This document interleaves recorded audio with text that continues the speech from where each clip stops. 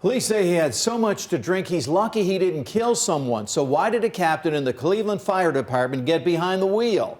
And how is he still driving? Well, the I-Team's Carl Monday investigated and discovered that prosecutors often have their hands tied when it comes to taking drunk drivers off the road.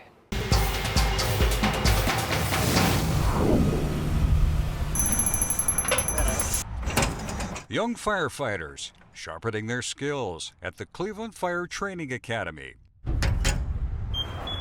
Much of the critical training here falls under the direction of Captain Matthew Corrigan, a 22-year veteran of the fire department, working to keep Cleveland firefighters and citizens safe.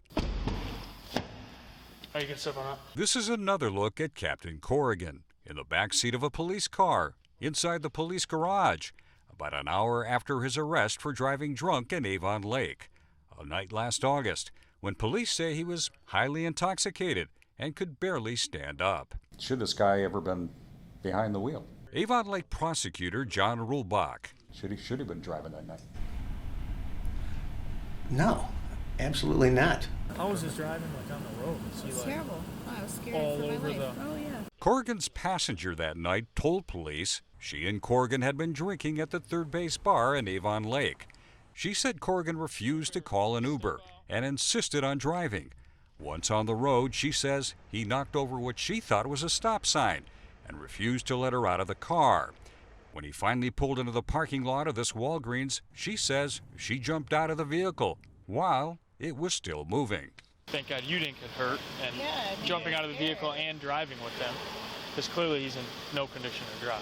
Interviewed by phone, the woman told us Corrigan downed 9 shots and 4 beers that night. Might very well be. I mean, you're passed out in a car. You have to be helped out of the car. I mean, that's a pretty good indication you've had way too much to drink. When police first arrived at the Walgreens parking lot, they found Corrigan slumped over the steering wheel, sound asleep. How you doing? Good. Do me a favor, just step out. What did I do? Just stand up. You don't have any weapons on you, do you? Did zero. According to the police incident report, Corrigan's eyes were droopy and bloodshot, his speech slurred. A field sobriety test? Forget it. The cops didn't even bother. Sir, you can hardly stand. How much have you had to drink tonight? Also, I was sitting in my car. No, you were passed out in your car, brother. How much you had to drink? A lot. A lot? Oh, yeah, I can tell a lot. Police placed Corrigan in handcuffs. All right, we're going to walk you over to the police car, and you're going to sit in there, okay? Go and turn around.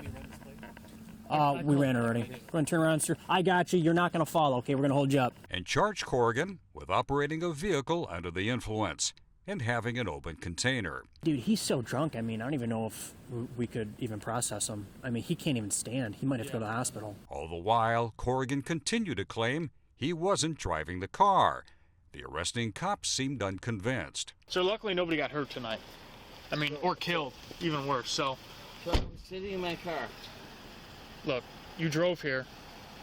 We know you drove here, okay? And the female passenger backed the cops up.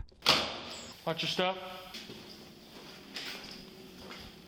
Just do me a favor to step right here, face this wall. Later, in the police booking room, Corrigan insisted, once again, that he wasn't driving. I was sitting in my car. Well, when we pulled up, you were sitting in your car. No, I was sitting in my car. Right. Literally sitting in my car. Look, I'm done arguing with you about it, I okay? get that. We've already been over that, so just have a seat on this bench. Corrigan refused a breathalyzer and spent the night in jail. Because of the breathalyzer refusal, Corrigan's driver's license was automatically suspended by the Ohio Bureau of Motor Vehicles for 1 year. He was also put on notice by the city's safety director.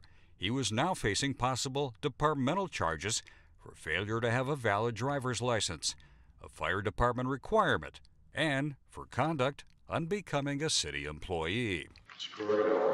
But while appearing in Avon Lake Municipal Court, Corrigan appeared to catch a break. Court granted motion to amend the charge to the physical control. Corrigan's OVI charge was dropped after pleading no contest to a lesser charge of physical control of a vehicle. The open container charge was dismissed. Court will find you guilty of the offense of physical control. The judge suspended his license for 90 days with driving privileges that included driving to and from work at the fire department, and as you see here, stopping at the gas station on the way home. If he had been convicted of OVI, the consequences for Corrigan may have been more severe. According to the Ohio Department of Public Safety, about 28,000 drivers are currently under license suspension for refusing a breathalyzer for the first time. Only about a third of those drivers had their license suspended for less than a year. As a result of his plea to a lesser charge, Captain Corrigan is also off the hook here at the fire department, where his departmental charges have now been dropped. So what happened here? Remember, even though the prosecutor never doubted Corrigan had too much to drink, I don't think there's any question he was drunk. and the cops believe Corrigan was driving at the time. Look, you drove here. We know you drove here. The passengers supported their suspicions. I think for your sake, you probably want to make it known that where you were seated, so you weren't driving, obviously. Yeah, because he's trying to tell us that he wasn't driving, but... Well, yeah, we're pretty certain of that. The prosecutor says he had no choice. I was not driving. I was just in the driver's seat. I was not driving. The question is whether whether I could prove as the prosecutor that he was operating the vehicle. And I don't believe I could. Another problem, says Rulbach, the female passenger, his star witness. Seems she never showed up for court. It appears to me that she didn't want to cooperate. If she didn't return my call, didn't honor a subpoena, that's a pretty good indication she did not want to cooperate. The woman told the I-Team she did get a call from the prosecutor, but never received a subpoena. Corrigan's boss, the battalion chief at the training academy, said he would discuss the Corrigan incident if it was okay with his boss. Do you think Captain Corrigan's behavior is becoming of a higher-ranking fire official? I'd be glad to answer that question if the chief gave me authorization. But a fire department spokesman told us Fire Chief Angelo Cavillo, seen in this photo with Captain Corrigan, will not be doing any interviews on the subject. You're currently going to AA meetings? Absolutely. Terrific. Corrigan did tell his sentencing judge that he's taking steps to deal with his drinking problem. In a court document, his attorney says Corrigan had 5 years of sobriety, up until just a couple years ago. Corrigan's own personnel file shows he was suspended from the fire department back in 2013 after testing positive for marijuana during a random alcohol drug test. Hopefully, the recent arrest is a wake-up call for a dedicated firefighter who may have dodged a bullet that could have cost him his job, and possibly worse. So luckily nobody got hurt tonight. Or killed. Carl Monday, Fox 8 I-Team. The I-Team made several attempts to talk with Captain Corrigan without any success.